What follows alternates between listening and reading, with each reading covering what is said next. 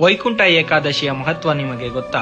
ಪುಷ್ಯ ಮಾಸದ ಶುಕ್ಲ ಪಕ್ಷದ 11ನೇ ದಿನ ಆಚರಿಸುವ ಈ ದಿನ ವೈಕುಂಠ ಬಾಗಿಲು ಅಂದರೆ ಸ್ವರ್ಗ ಬಾಗಿಲು ತೆರೆಯುತ್ತದೆ ಎಂದು ಹೇಳಲಾಗುತ್ತದೆ.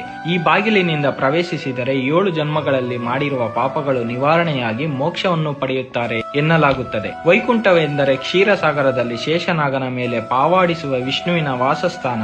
ವರ್ಷ ಪೂರ್ತಿ ವೈಕುಂಠ ದ್ವಾರವನ್ನು ಮುಚ್ಚಲಾಗುತ್ತದೆ. ಈ ಏಕಾದಶಿಯಂದು ಮಾತ್ರ ತೆರೆಯಲಾಗುತ್ತದೆ. ಹಾಗಾಗಿ ಈ ದಿನ ವಿಷ್ಣುವಿನ ದರ್ಶನ ಮಾಡಿದರೆ ಸರ್ವ ಪಾಪಗಳು ನಿವಾರಣೆಯಾಗಿ ಮರಣ ನಂತರ ಸ್ವರ್ಗ ಪ್ರಾಪ್ತಿಯಾಗುತ್ತದೆ ಎನ್ನಲಾಗುತ್ತದೆ.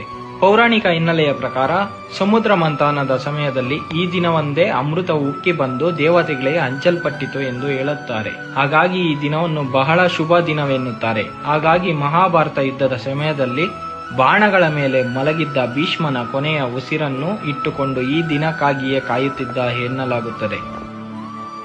ವೈಕುಂಠ ಏಕಾದಶಿಯ ಮಹತ್ವ ನಿಮಗೆ ಗೊತ್ತಾ?